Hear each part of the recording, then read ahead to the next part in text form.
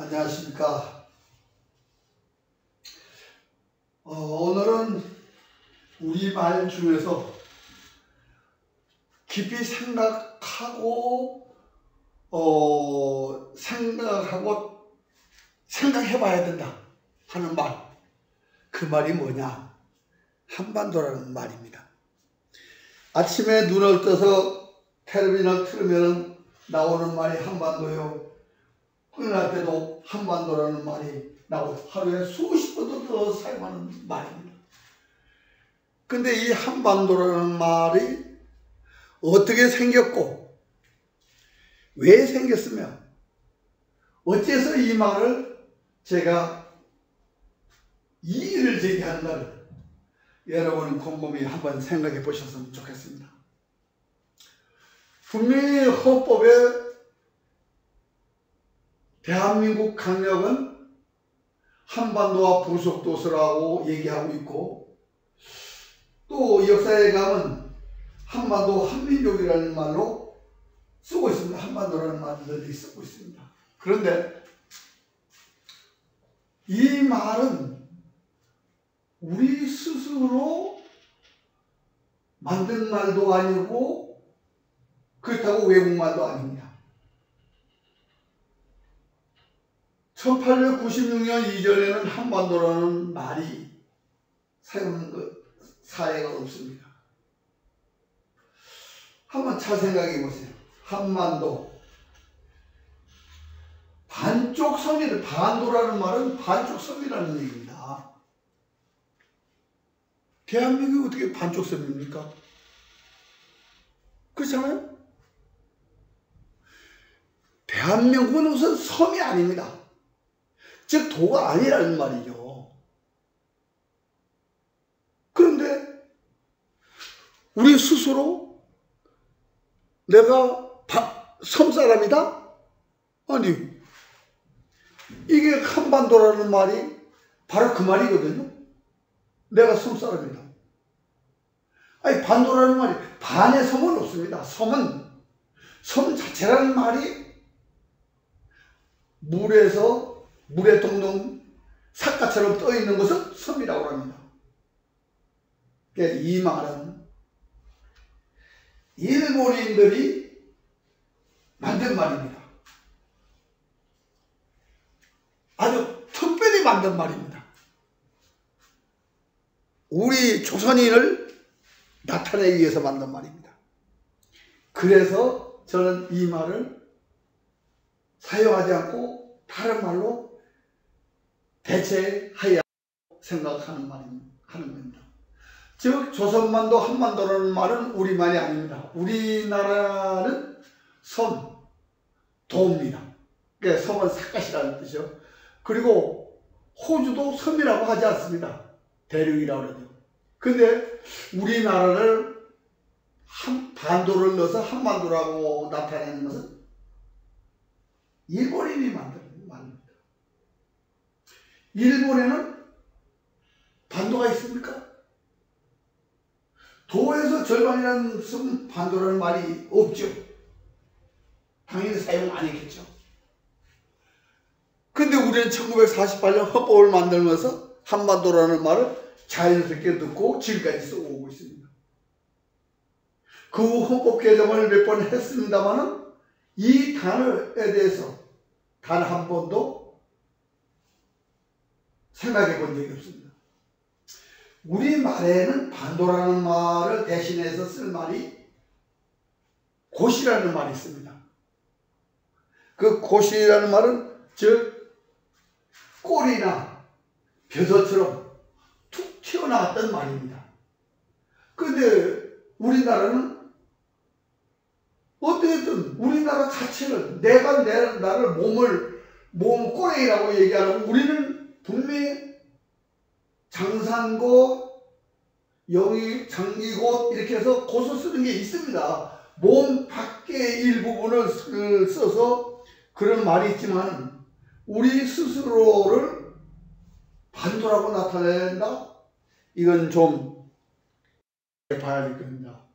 자, 이 반도라는 말이 어떻게 생겼는가 하는 것은 이 모로하시 사전에 이 말이 써 있습니다. 그래서 여기 보면 분명히 뭐냐면 특별히 조선을 위해서 만들어졌다 이렇게 써 있습니다. 아니,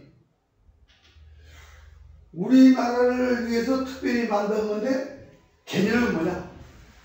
자기들은 온섬에 살고 우리는 반섬에 산다. 그러나 도는 절대로 절반이 없습니다. 섬도이기 때문에 없습니다. 근데 조선반도라는 말이 지금 써 있는 것이 그 일본에서 만든 병사 잡지사에서 조선반도라는 말이 있고 1901년에 또 한반도라는 말이 있습니다. 결국 이건 우리가 쓰기 시작한 게 아니고 일본인들이 우리를 나타내기 위해서 특별히 썼다 그 말입니다. 그러니까 우리가 지금 뭐 아주 쌍스러운 말은 내가 섬놈 쪽파이가 섬놈이지 우리가 반섬놈이다? 이건 말이 안 되는 겁니다. 우리말은 이제 반도에 해당하는 말이 곳이 있는데 우리는 지금 요동반도라고 부르는 것이 있는데 이게 요동반도라는 말이나 산동반도 뭐 이렇게 쓰고 있는데 산동반도에 대해서는 자세히 알 수가 없습니다. 그런데 요동반도에 대해서는 우리가 그 말을 어떻게 쓰는가는 역사적인 배경이 있습니다. 요동반도를 1374년에 이걸 요동반도라고 안 불렀습니다. 여기에 있는 4개의 지명을 따서 금복계라고 했습니다. 이 금복계가 원래 고리 땅입니다. 근데 원나라에 빼앗겼다가 빼앗겼는데 어떻게 빼앗겼냐? 아니 원나라를 점령한 게 아닙니다. 이주 요동반도를 통치하던 사람들이 원나라를 항복을 해버려서 원나라 땅이 된 겁니다. 근데 그게 공민왕 때 회복을 했는데 그 회복을 한 이후에 요동성주 유익이라는 사람이 고리 조정에 부문을 보냅니다. 그래서 뭐라고 보냈냐면 나는 원나라에 명나라에 가고 싶다. 그러니까 고리정부에서 원나라한테 잘 얘기해가지고 내가 가더라도 잘 해줄 그 협조를 구합니다. 그런데 그때 이제 금복계라고 표현을 합니다. 그러니까 요동반도가 아니라 4개의 지명을 따서 금복계라고 했는데 고리가 망하고 난 이후에 언젠가부터 요동반도라는 말을 쓰기 시작한 겁니다.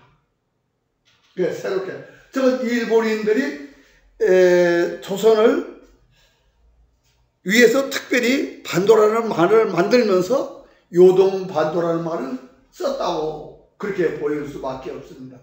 그래서 우리도 태안반도 지금 보면은 태안반도라고 알고 있는데 옛날에 태안반도라고 표시한 지도가 없습니다. 옛날에 보면. 이게 분명히 근데 이제 우리는 곳이라고 그랬는데 이 곳을 어떻게 표시했는가? 이렇게 쭉 뻗어나간 곳을 곳이라고 그러는 겁니다. 그래서 그 예로 요 밑에 지도는 지금 기자가 살던 하남성 그 지역 지도입니다. 요 큰 지도를 보면 요 침구가 있는데 이게 항성인데 신라하고 당나라의 경계상에 있는 지명이 당항성이라고 하는데 이 당항성이고 침구라고 구라고 되어 있는데 요게 치면입니다.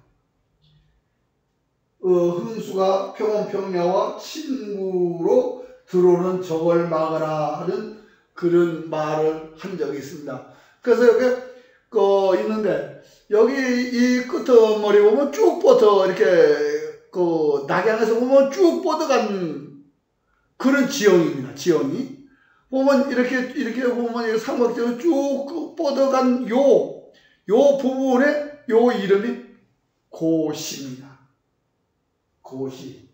즉 우리가 장상곳, 영일곳 뭐 이렇게 할 때 곳을 한자로는 고시라고 해서 이렇게 쓰는데 이게 바로 고시라는 그거죠. 근데 우리는 지금 고시라는 거를 이렇게 두 개를 관통한 꼬지를 가지고 얘기를 하는데 이거는 관통한 꿰임을 얘기하는 것이니까 그걸 고시라고 볼 수는 없겠죠, 사실은. 그러니까 우리가 이렇게 고시라는 말을 표현했다라고 하면 이렇게 표현하면 되는데 우리는 이제 그걸 모르기 때문에 지금 반도라는 말을 사용하고 있는지도 모릅니다. 그래서 우리 일제청산을 말로만 하고 있습니다. 이게 참 답답한 일이죠. 지금